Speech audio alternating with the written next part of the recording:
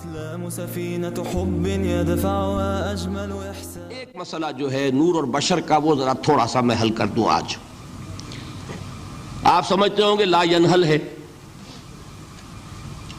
میں نے جس طرح کہا تھا کہ امام بخاری کا قول بھی 100% درست اور امام ابو حنیفہ کا بھی 100% درست ثابت کیا کہ نہیں.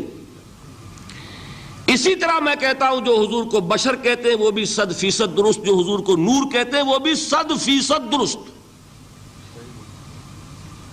مطلب کیا ہے؟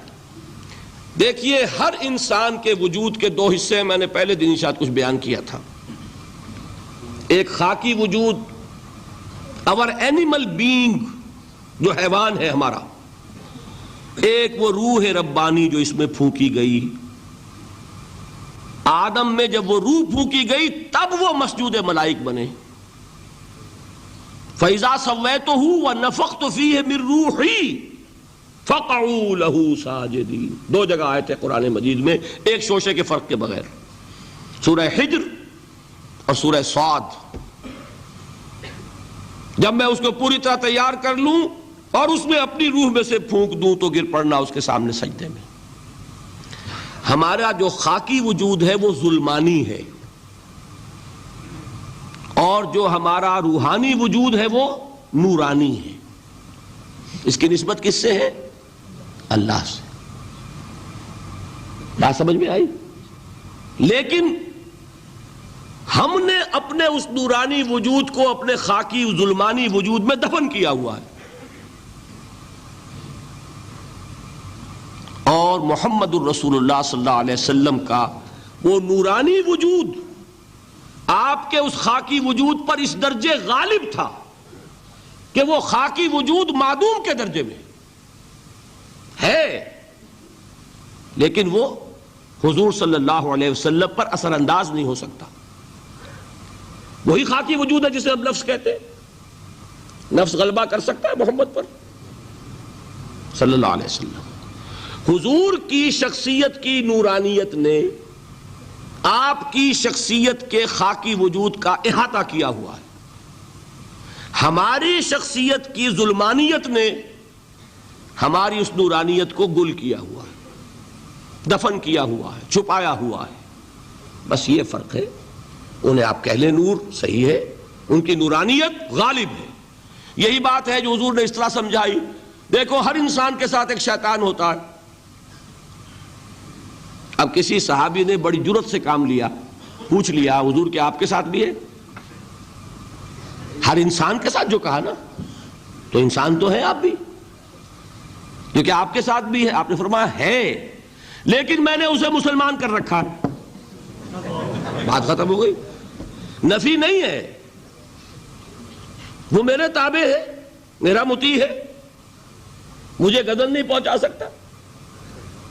ہے تو صحیح، لیکن نہ ہونے کے درجے میں آ گیا کہ نہیں. یہ ہے فرق سارا. اور میں یہاں پہ کوٹ کرنا چاہتا ہوں ایک بہت بڑے بریلوی مکتب فکر کے عالم دین، صاحبزادہ، نام میرے ذہن سے ایک دم اتر گیا، فیض الحسن. اللہ تعالیٰ ان کی خطاؤں سے درگزر فرمائے، ان کی مغفرت فرمائے. آپ نے سنا ہوگا نا نام. انہوں نے ایک روز تقریر کی جو میں نے سنی، اور تقریر کہاں کی؟ ساہیوال میں. وہاں کا ایک بہت مشہور چوک ہے، مہاجرین، مسجد مہاجرین کہلاتی ہے، وہاں تقریر تھی ان کی، میں نے سنی. ان کے الفاظ یہ تھے کہ کیا آپ لوگ ہمیں جاہل سمجھتے ہیں؟ کیا ہمیں عربی نہیں آتی؟ کیا ہم نے قرآن نہیں پڑھا جس میں بار بار یہ لکھا ہوا ہے کہ حضور بشر ہیں؟ حضور بشر ہیں، لیکن اصل میں ہم حضور کی بشریت کو نمایاں کرنے کو سوء ادب سمجھتے ہیں. بات سمجھیے آپ نے، اس قدر پیاری بات ہے. انہوں نے کہا کہ آپ کے باپ کا نام کیا ہے؟ عبد الرحمن. آپ عبد الرحمن کہہ کے پکارتے ہیں انہیں؟ ابا جان. ابھی آپ نے وہ آیات سنی، حضرت ابراہیم نے اپنے مشرک باپ کو یا ابت ہے، یا ابت ہے، بڑا پیارا ترجمہ کیا. ابا جان، ابا جان. کیا نام لیں گے؟ آپ کے باپ کا نام ہے، نام نہیں لیتے آپ. کیوں؟ ادب کی وجہ سے. اسی وجہ سے ہم در حقیقت حضور کی بشریت کو نمایاں کرنے کو سوء ادب سمجھتے ہیں، ورنہ کوئی ہم جاہل ہیں، ہمیں عربی نہیں آتی، ہم نے قرآن نہیں پڑھا، ہم جانتے ہیں کہ وہ بشر ہے۔ بات سمجھ میں آئی؟ کتنی آسانی سے مسئلہ حل ہوتا ہے، بشرطے کہ نیت حل کرنے کی ہو۔ آخر آمنہ کے بیٹے ہیں، عبداللہ کے بیٹے ہیں، عبد المطلب کے پوتے ہیں، بچپن آپ پر گزرا ہے، لڑکپن آپ پر گزرا ہے، نوجوانی آپ پر آئی ہے، جوانی آپ پر آئی ہے، شادی آپ نے کی ہے، اولاد آپ کی ہے۔ کون بے وقوف احمق ہوگا کہ جو آپ کی بشریت کا انکار کرے گا؟ لیکن یہ کہ جس طریقے سے اس کو بیان کیا جاتا ہے وہ ایک مسئلہ بن گیا اختلافی، وہ رد و قضا اور کھینچ تان، اور اس میں بھی سمجھ لیجئے مثلکم پر جو ایمفیسس بعض حضرات دے دیتے ہیں اپنے توحیدی، جو ان کے اندر ایک مزاج ہے، اللہ تعالیٰ ان کے مزاج کو اور پختہ کرے، لیکن اس میں بھی مبالغہ کیا جاتا ہے۔ ایک حدیث مجھ سے سنیے جس میں حضور نے مثل کا انکار کیا۔ مثلکم کا مطلب اگر کسی نے یہ سمجھا کہ بالکل ہم جیسے ہیں تو بہت بڑی مغالطے میں۔ حضور صوم وصال سے منع فرماتے تھے، خود رکھتے تھے۔ صوم وصال کیا ہے؟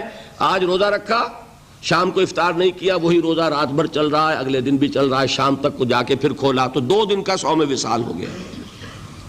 اگلے دن بھی نہیں کھولا، چلا تو 72 گھنٹے کا صوم وصال ہو گیا۔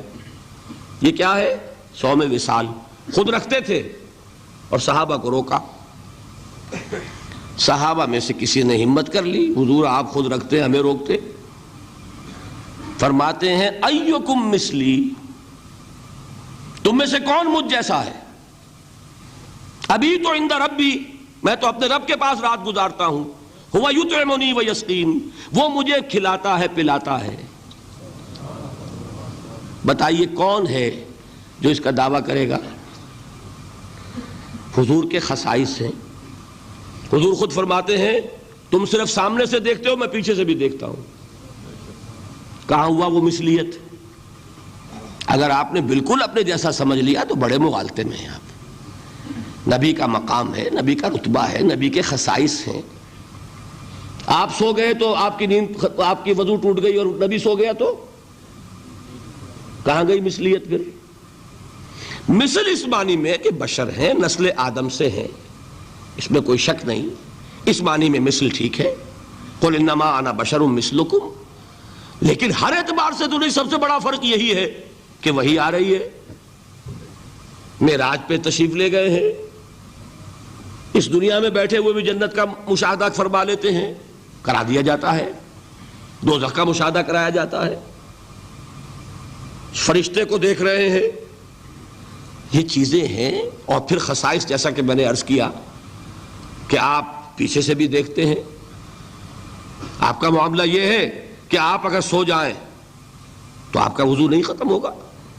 یہ ساری چیزیں جو ہے ان سب کو بیلنس کیجئے تو معلوم ہوگا کہ آپ بشر بھی ہیں، 100% درست، لیکن آپ کی وہ نورانیت، آپ سراج منیر، ہدایت کا روشن چراغ، آپ کی جو روح انور ہے، وہ آپ کے اس جسدی وجود پر اس طریقے سے حاوی ہے کہ گویا کہ اس نے اس کی ظلمانیت کو ختم کر کے رکھ دیا ہے۔ اس معنی میں کوئی کہے نور مجسم تو مجھے کوئی اعتراض نہیں۔